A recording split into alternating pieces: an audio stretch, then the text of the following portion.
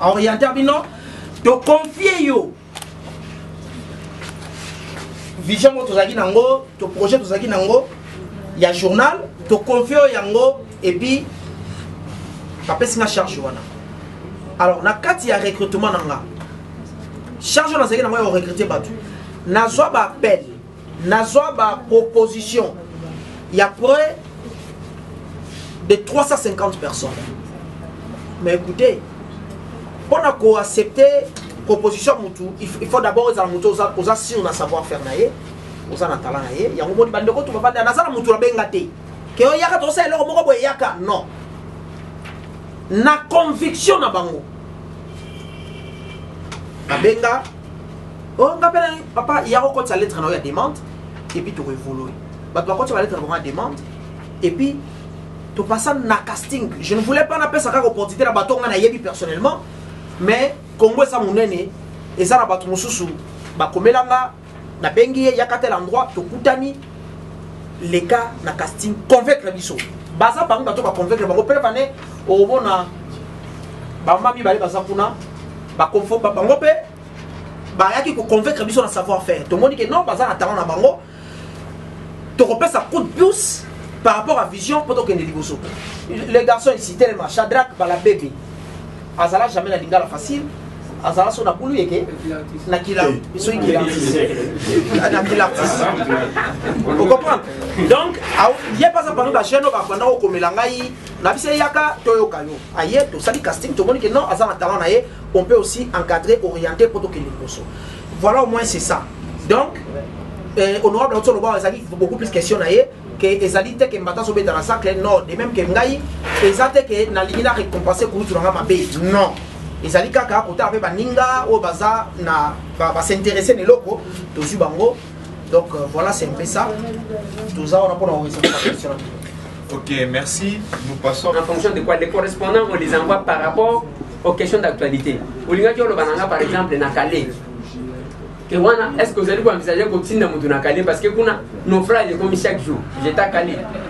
Et comme chaque jour, il y a que comme ça, tous ceux qui les gars, filmer pour que tous les scoop. D'inviter, ce n'est pas ça. Donc, les correspondants, je vous informe que les clubs de commun sont implantés dans la bicycle belé. Dans le club de commun hôpital à Mounen. Ceux qui ont voyage, il y a beaucoup de gens qui ont place à vendre la télé. Votre club de commun est Sambaza. Donc, c'est ça. Jancy, Top Congo. Jancy, ma quoi là, non? Première diffusion, c'est pour quand? Jancy, Wakim. Ah, ok. Nous projetons que ce soit ce mercredi. Parce que le Zalaki qui posé là, les Zalaki, tout ça, la conférence, nous avons déjà 2 chaînes, Oyo, et que nous avions déjà régularisé Oyo Kokaki Poza. Congo Web, à 18h, rediffusion na 8h. Hot TV, diffusion de Kozala na 19h30, rediffusion à 7h30. Donc, si nous avons chaîne parce que Balobi, Taba Alia Kana Moulaï ya Singa Tozalo Kola, Bato, Bazoa déjà un bon hôtel, ou Babandaki n'a pas chaîne Beli. Donc, tout bandana Ndengwa. Mais ce qui est vrai, l'essentiel n'est pas d'être sur plusieurs chaînes. L'essentiel, c'est de présenter un travail de qualité. De l'autre top Congo, ils en ont un succès. C'est parce que l'émission a vu les gars partout. Non, c'est parce que vous avez compris la réalité et que vous répondez à ça. Nous avons fait des noms dans ces pays. On n'était pas sur plusieurs chaînes. Tout ça, quand on a chaîne Monko RLT. Molière, la chaîne Monko. Donc, pourquoi ça, les locaux, même le vrai journal, les agents pour les kawa, t'es quand même colon à mon.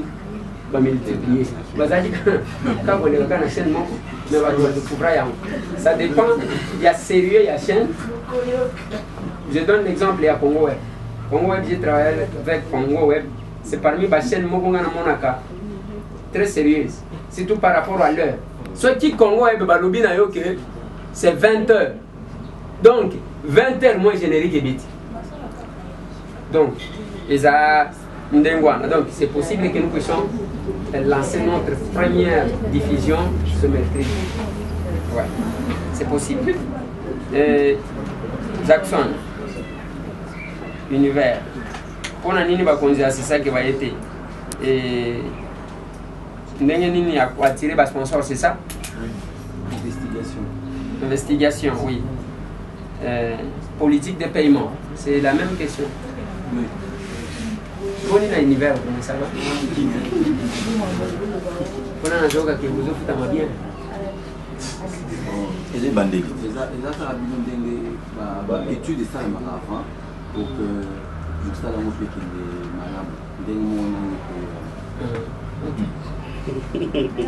est répondre. C'était une question piège. Bon, à répondre parce que au moins nous allons aller à ceux qui te l'ont dit au Congo la maboum. Il y a un dingue de foot à ma.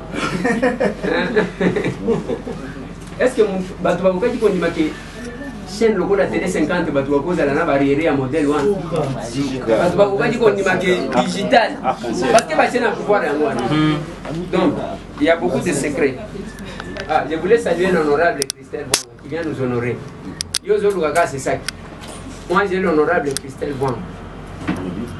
Invité spécial. Pas un chef de l'État. Invité spécial. Autorité de régulation. Nous avons une poste à Robin à Bamote. Bah, vous savez. Yo, évidemment, c'est ça qui passe là. Donc, nous avons une poste à Bamote. D'ailleurs, parmi les éléments de Kobanda, c'est les mandats, c'est ça. Voilà pourquoi le cas qui peut inviter Bamote. Donc, par rapport à l'incompatibilité, il n'y a pas d'incompatibilité entre cause à la député et cause à la journaliste. C'est un métier libéral, comme un journaliste, comme un médecin. Donc, ça là, on a et nous faisons ombrage. Mais on a subir les conséquences de ma campagne. Parce que tu vas qui visiter tous les qui balengana Molière a santé tes chaînes naïe parce que les locaux t'as ça mais ngaka de natika lindengwa parce que tu kenda lokola détachement donc c'est un peu compliqué yango moni basala qui biloko wana ba faire échouer même pasteur wa sala ka ta grandeur wana Jaco tonton Jaco au moins il y a des candidats même il y a échoué pour Nani parce que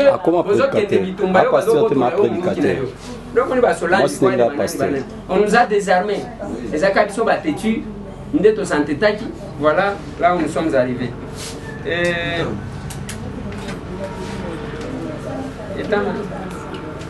L'état-major, il y a un parti politique. Les AJPS. Tu vas pas bêta quand tu es député à la Moukati. Les gens qui ont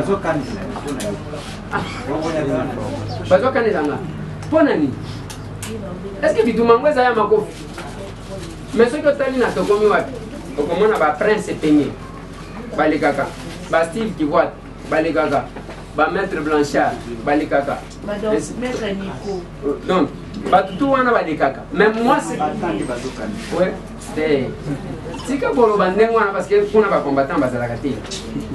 Alors, et donc, on a un peu de moi, je ne peux pas répondre à ça. Et ce que les gens doivent retenir, je fais ces années.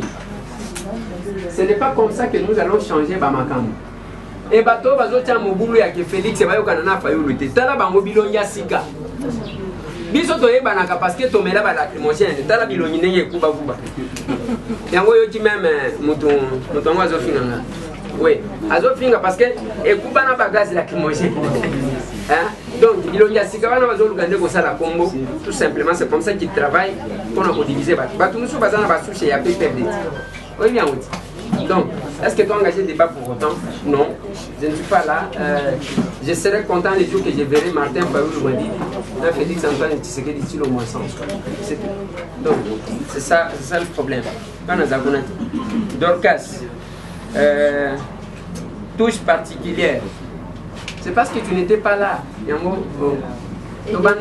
Tobanda qui n'a pas touche particulière, d'abord que c'est un journal de Lingala. D'abord appuyer sur les informations politiques, contrairement à les journaux et délits. Tiens, comment que c'est plus l'effet de société. Et il y a une différence sur toute l'étendue de la République. Et pour donner les informations, même si souffrir na Kasson, même la Tibom. Donc c'est ça. Et ensuite, c'est du déjà entendu, c'est du déjà vu. D'accord, parce que a yoka, oh basi ba yoka ni musu. Yango nazolo banabino, voya yoka et ko changer te kozala. Mais et ça les liya yoka et kozala ndenge musu.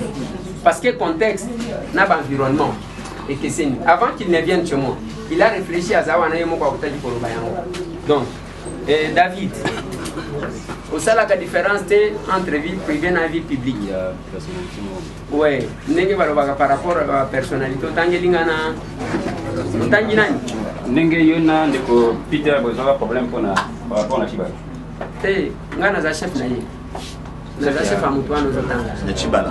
Il y a député élu. Chibala chômé. Ouais. Problème, il faut qu'on y ait une chose. La presse, nous avons vu la presse française il y a un chef de l'État, François Hollande. Ça la buzz. Ça se disait. On pouvait dire que c'est sa vie privée. Tant que vous avez Trump, on pouvait dire que c'est privé ça. Hein? Tant que vous avez il y a Fatouma Ben Souda, il y a CPI, Moté qui drogue. On pouvait dire que c'est sa vie privée. Un homme public n'a pas de vie privée parce que sa vie publique a englouti sa vie privée. C'est comme ça qu'on n'a pas droit à l'erreur. Pourquoi homme public, ça là n'importe quoi. Moi je vais donner un exemple. Il y en a nakenda na place moko et piscine moko ya bien nakenda futi mbongo par mois nalobi je peux commencer à venir na ba mulunge na biswa moko na keku timbongo na nga wana esila ya mwana chocolate pona nini oye abo chocolate wana mwana kololo pango boni toka nga photo après olobi mo awa sikona longo la bilamba ba mwana nisina kwa kiwana voyez ce que ça fait. Donc quelque part là ils ont un principe, ils ont un biloko moko oyo kaka nature et côté côté ya ba même âge, pour que tout le monde par rapport à Nini. Donc la vie privée, ils ont caché les péchés. Mais bon, on a besoin de l'État. Parce que si ça on a vie privée. Dès que nous avons de la vie privée, on a besoin de ça. Vous voyez que les dépenses sont bongo et pas makangu pour les nanda. Na yebi mutu moko, heureusement tu vas nous dénoncer. On a chébé. Na jebe wana yaya moko asombela likangu na ye moko lupango batongi ndako moko munene tangu batongi bazotonga siko piscine wana la fille a imposé nazolo bana jebe la fille a imposé que omoni na sa piscine fond ya piscine bacha photo na ye Moutouana Pessi, alors non, s'il faut faire ça, il fallait 300 000 $. 300 000. On a le 300 000, ok, ça va, attends. Moi, si on a les couleurs, les couleurs, ne se discute pas. Moi, si on a les couleurs, bon, on a les couleurs, mais on a les Nathalie Mouté Mezo Benta. Azuikaga, téléphone, attends. Bon. Bazo senga 300 000. 300 000. Bon. Nazo tinda mutwana tete kotina mutute yo moko ya papa muke botoka ba mitu kana biswana. Cortège. Monica mwana ngo hein? Bon. Nabi OK. Mbongo bimana car ya excellence. Cha. 300 000 ba pesi batwa. Est-ce que zo mon si vous avez une information à modèle, vous avez une vie privée. Si vous avez ça va tourner. Bon. Parce que surtout en attaque, il faut que vous avant que vous soyez la politique. Vous avez un bon roi. Vous avez un côté de député. Mais vous savez que les journalistes ont attendu qu'à moi d'avoir un OK.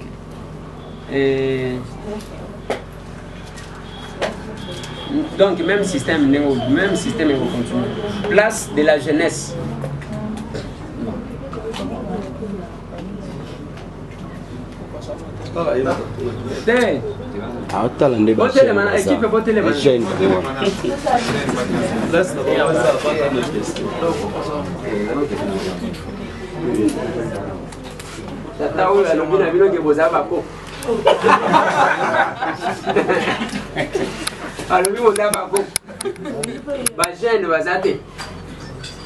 ici. Honorable, je m'excuse. Il y a des fois par rapport à l'équipe. Un moment de diffusion. Par exemple, comment? Donc vous diffusez le magazine. Est-ce qu'il y a un espace où Eugène a envie de s'exprimer? Bien sûr. Par rapport à rubrique. Bien sûr. La rubrique. Non, déjà, sur d'abord répondre. Sur le télévision, dans le journal, tout ça déjà. Non. Ah, je pense que ça t'est. Mais dans le générique, au moins, on a toujours comment? La rubrique. Déjà, tu as toujours tapé sur la culture.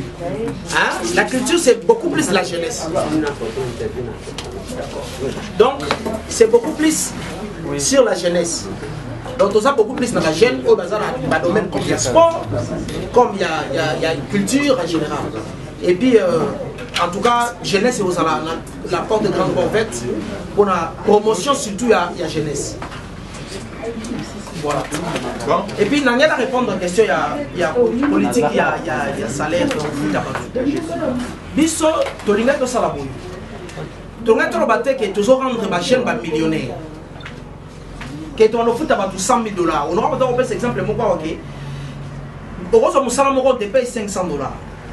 Mais $500, si on paye 500 régulièrement. On va payer son deuxième salaire, c'est après 10 mois. Donc, en réalité, on sera $50. Ils sont dans l'hôpital. Tu préfères te foutre à mon salaire, mais régulièrement. Donc, ce qui est exact, que mon salaire les 30. Et que les 30 ans tombent dimanche, on paye le samedi 29. Mouta sera miette, mais parce qu'il y a mon vivant dans salaire. À travers ce programme, il y a bon électricité, il y a maïs, il y a ndaku, et ça, on a mais tant qu'on régulièrement, on doit vivre comme il se doit. Donc voilà. En tout cas, merci beaucoup. Bibi Kapinga, une question. Vous avez... Ok, merci beaucoup. Nous sommes arrivés à la fin. Je crois que ma question nyonso et Sili Oyobalobaki, tout à l'heure qui n'a pas en tout cas par rapport à l'émission, parce qu'il y a les lots, on a fait facile côté, parce que nous avons tourné là, ils ont gagné, nous avons fait le testament. Et là, on a fait le testament. Bande konanga ya libanda to ye libino elo kwa sika bokozala na compte YouTube nango JT de boulonnage communication facile eza pona to pesa kabino ba information oyo ezo wuta de partout bino pe bozana droit à la parole. On va vous mettre un numéro pour vous kobenga à tout moment si vous avez besoin d'une intervention. Il y a quoi analyser likambu même par duplex bakobanda kozwa bino. Même pour des questions d'actualité, vous allez constater que la diaspora va commencer à commenter l'actualité. Pendant que na Facebook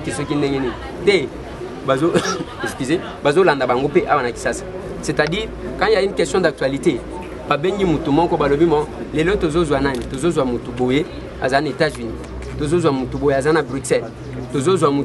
c'est aussi possible que dans le même numéro, Hollande, Avi, à Paris, de Komoko à Bruxelles, de Komoko aux États-Unis, de Komoko en Afrique du Sud, au lundi dans le même journal par rapport à une question d'actualité. Donc, merci. Voilà, Bandi.